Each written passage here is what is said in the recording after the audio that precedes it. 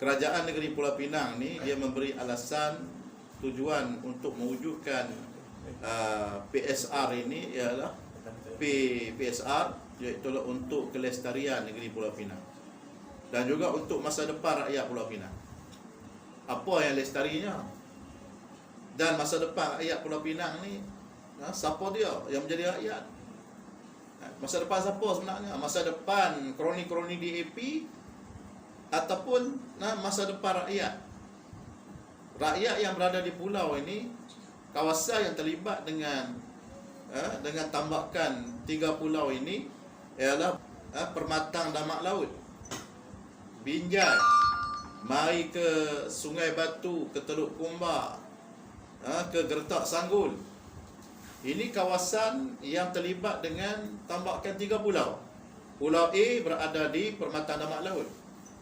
Sudah tentulah rakyat, nelayan yang berada di kawasan itu akan terkesan dengan projek tambakan laut. Projek ini akan berjalan selama 20 tahun. Kemudian Pulau B akan berada di Sungai Batu. Sudah tentulah penduduk di Sungai Batu akan terlibat dengan orang kata apa, dengan projek ini. Sudah tentulah akan ada laluan-laluan, akan ada tanah yang terlibat, yang akan maknanya ada pengambilan tanah, ada rumah-rumah yang perlu dipindahkan dan sebagainya. Jadi sudah tentulah kesan kepada rakyat. Di Badan Ketua Menteri Pulau Pinang ni dia menyebut bahawa iaitulah tambakan ni akan berlaku dalam masa 20 tahun. Maknanya Pulau A dulu akan terlibat, Pulau B tak terlibat lagi. Pulau B boleh menjalankan kegiatan macam mana biasa. Kita kena tahu bahawa aktiviti yang dilakukan dalam laut akan memberikan kerosakan kepada laut. Isu kerosakan ekosistem akan berlaku. Bagaimana pasang surutnya air laut ini, air laut dan Selat Melaka ni pasang surut dia laju. Apabila kita tambak, bila selat menjadi lebih sempit, maknanya arus akan menjadi lebih laju lagi.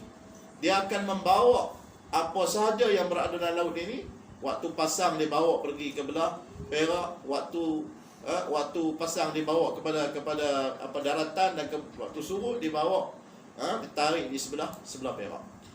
Maknanya pasir ataupun perkara-perkara yang asing yang maknanya yang berlaku ketika tambakan itu akan dihanyutkan oleh arus ini, yang menyebabkan ekosistem akan jadi tercemar dan akhirnya kehidupan laut akan mati. Sebab itulah kita lihat bagaimana nelayan merungut, nelayan Teluk Bahang yang merungut berkenaan dengan hasil tangkapan mereka. Ikan apa? Ikan kembung. Ikan kembung ni ikan rakyat pun tak masuk Teluk Bahang. Pasal apa? Pasal iaitulah pelabuhan Pulau Pinang ini mereka korek. Dia korek, kemudiannya selut daripada pelabuhan Pulau Pinang itu disyaratkan dibuang di Pulau Kendi. Kemudian kita dikejutkan juga dengan isu yang berlaku, iaitulah satu plankton merah. Ingat tak? Yang berlaku dalam laut yang menyebabkan ikan mati. Ikan dalam sangkar di Kuala Gula mati. Ikan yang berada di sangkar di sebelah Perak mati. Kerana apa? Kerana ada satu perkara dipanggil agar-agar merah kan? Saya tak ingat dah. Agar merah. Agar merah ke atau ada satu nama yang lain yang menyebabkan bila dilalu tu terkena ikan, maka ikan pun mati. Jadi kalau sekiranya Pulau A yang nak ditambak ini skala dia 1000, skala dia adalah 2300 ekar. Cuba bayangkan 2300 ekar ni, pasir, bagaimana pasir yang akan ditambak? Pasir yang akan tambak maknanya arus yang akan bawa yang akan menyebabkan bukankah itu satu kerugian? Harga ikan jadi melambung. Ikan termendung, kita tak boleh dapat ikan segar. Kita terpaksa ambil ikan daripada Thailand. Kalau kita beli di Teluk Kumbar, kalau kita beli di Beli Pulau, kalau kita beli Teluk Bahang, kita akan dapat ikan fresh, ikan yang segar. Tapi apabila berlaku keadaan ini, sudah tentulah ikan segar ni tidak, orang kata apa, akan lari jauh.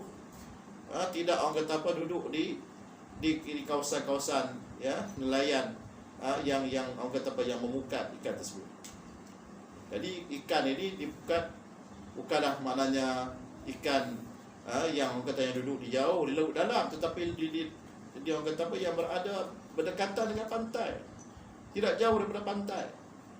Jadi nelayan pantai ini mereka hanyalah orang kata melakukan aktiviti penangkapan ikan ini dalam lingkungan 3 ke 5 batu daripada pantai, tak jauh.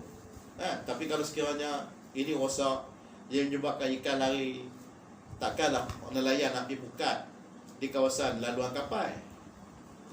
Ini Selat Melaka, takkanlah kita nak pergi tangkap ikan sampai masuk di Indonesia.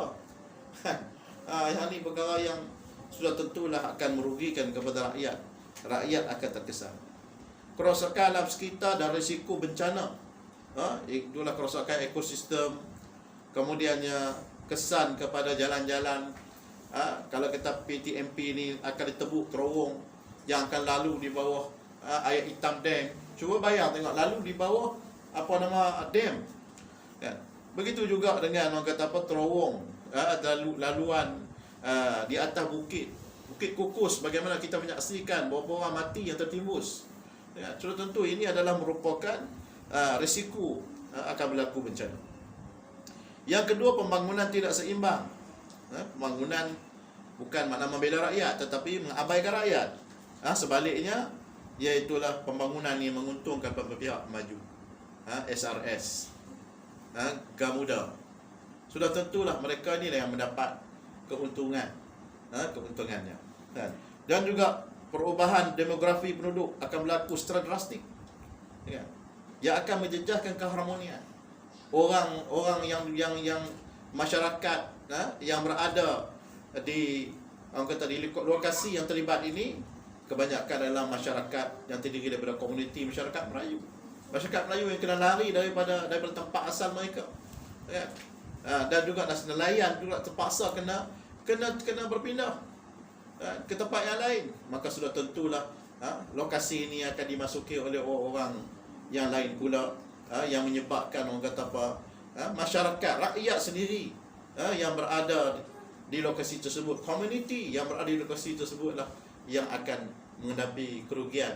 Dan sudah tentulah perkara ini sangat dibimbangi oleh masyarakat Melayu yang berada di kawasan tersebut.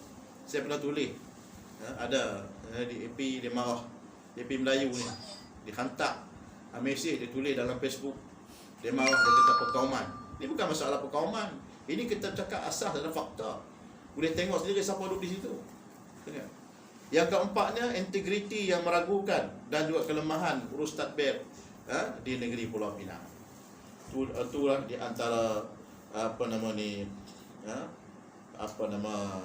malapetaka ataupun kesan yang buruk yang bakal berlaku jika sekiranya projek ini diteruskan. Jadi cukuplah sekadar itu.